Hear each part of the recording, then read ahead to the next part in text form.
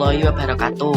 Perkenalkan, kami kelompok yang beranggotakan Alfiani Syahrin Hidayat Presensi 3 dan saya Alvino Bintang Adiatma Presensi 5 dari kelas 11 AKL 1 akan mempresentasikan tentang garis Van Mock 1947 sampai 1948 demarkasi wilayah pasca agresi militer Belanda 1. Apa itu garis Van Mock? Garis Van Mock adalah garis demarkasi atau garis batas yang dibuat oleh Belanda untuk memisahkan wilayah kekuasaan Republik Indonesia dengan wilayah yang diduduki Belanda. Garis ini dideklarasikan pada 29 Agustus 1947 setelah terjadinya agresi militer Belanda 1.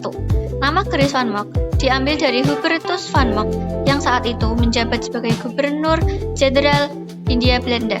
Dalam perkembangannya, garis ini kemudian diakui sebagai batas resmi dalam Perjanjian Renville yang ditandatangani pada 17 Januari 1948. Situasi latar belakang. Belanda melanggar kesepakatan dalam Perjanjian Linggajati dengan melancarkan agresi militer Belanda 1 pada Juli 1947. Dalam agresi tersebut, Belanda berhasil menguasai wilayah-wilayah penting di Jawa dan Sumatera seperti Jawa Barat, Jawa Timur, dan Sumatera Timur. Wilayah yang berhasil dikuasai secara militer itu kemudian diklaim sebagai bagian dari kekuasaan Belanda melalui garis demarkasi yang dikenal sebagai garis Van Mock. Situasi ini memicu perhatian dunia internasional hingga Perserikatan Bangsa-Bangsa turun tangan dan mendesak diadakannya perundingan yang akhirnya menghasilkan Perjanjian Renville. Tujuan garis Van Mock. Garis Van Mock ditetapkan untuk memaksa TNI dan pemerintah Republik Indonesia mengambil langkah strategis, yaitu menarik mundur pasukan TNI dari daerah-daerah pendudukan Belanda di kantong-kantong gerilya seperti Jawa Barat dan Jawa Timur ke wilayah yang masih dikuasai RI, serta mengkosongkan wilayah yang berada di belakang garis yang telah diduduki Belanda. Selain itu, garis ini juga berfungsi sebagai batas de facto yang menegaskan bahwa wilayah Republik Indonesia hanya meliputi sebagian daerah di Jawa dan Sumatera. Tindakan Belanda. Penetapan garis Van Mock membawa dampak besar bagi Republik Indonesia karena Belanda melancarkan agresi militer Belanda 1 tanpa menunggu proses negosiasi selesai dan memaksakan kehendaknya melalui kekuatan militer. Akibatnya, wilayah Indonesia yang diakui secara de facto menjadi sangat sempit, hanya meliputi Yogyakarta, sebagian Jawa Tengah, dan Sumatera. Selain itu, di wilayah luar garis tersebut, Belanda juga mendirikan negara-negara federal atau negara boneka sebagai upaya untuk memecah belah dan melemahkan persatuan Indonesia. Dampak terhadap TNI. Penetapan garis Van Mock memberikan dampak besar bagi TNI. Salah satunya ditandai dengan peristiwa Long March Siliwangi, ketika pasukan dari divisi Siliwangi yang berasal dari Jawa Barat harus berjalan kaki menuju Jawa Tengah dan Yogyakarta karena wilayahnya jatuh ke tangan Belanda.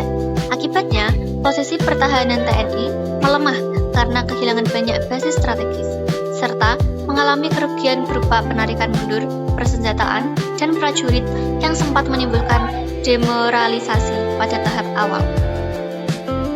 Dampak terhadap warga sipil. Penetapan garis Van Mock juga berdampak besar terhadap rakyat sipil karena masyarakat di daerah yang jatuh ke tangan Belanda merasa terancam dan tidak lagi terlindungi oleh pemerintah Republik Indonesia. Selain itu, Belanda melakukan blokade ekonomi terhadap wilayah RI yang menyebabkan rakyat mengalami kekurangan bahan makanan dan obat-obatan. Kondisi tersebut mendorong masyarakat di daerah pendudukan untuk membentuk perlawanan gerilya secara mandiri sebagai bentuk perjuangan mempertahankan kemerdekaan. Dampak terhadap pemerintahan. Penetapan garis Van Mock menyebabkan kedaulatan Republik Indonesia semakin menyempit karena wilayah yang diakui secara sah menjadi sangat kecil dan terjepit.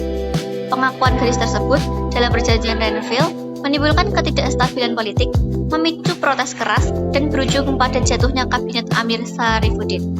Dalam kondisi tersebut, Republik Indonesia terpaksa menjalankan diplomasi dalam posisi yang sangat lemah dan penuh tekanan. Efek yang ditimbulkan. Penetapan garis Van Mock menyebabkan wilayah Republik Indonesia yang diakui secara de facto menjadi sangat terbatas serta memicu perpecahan rakyat ke dalam dua wilayah, yaitu wilayah Republik Indonesia dan wilayah federal atau pendudukan Belanda. Pelanggaran yang terus dilakukan Belanda kemudian memicu terjadinya agresi militer Belanda II pada Desember 1948 dengan tujuan menghancurkan Republik Indonesia sepenuhnya. Namun TNI dan rakyat tidak menyerah, melainkan justru memperkuat perlawanan melalui perang gerilya secara luas di berbagai daerah. Kesimpulan, Garis Van Mock merupakan bentuk politik pecah belah Belanda atau divide et impera yang dijalankan melalui jalur diplomasi dan kekuatan militer untuk melemahkan Republik Indonesia. Meskipun sangat merugikan, kebijakan ini justru memicu semangat juang rakyat dan TNI untuk terus mempertahankan kemerdekaan. Hingga pada akhirnya Belanda mengakui kedaulatan Indonesia melalui Konferensi Meja Bundar pada tahun 1949. Sekian dari kami, kurang lebihnya mohon maaf. Wassalamualaikum warahmatullahi wabarakatuh.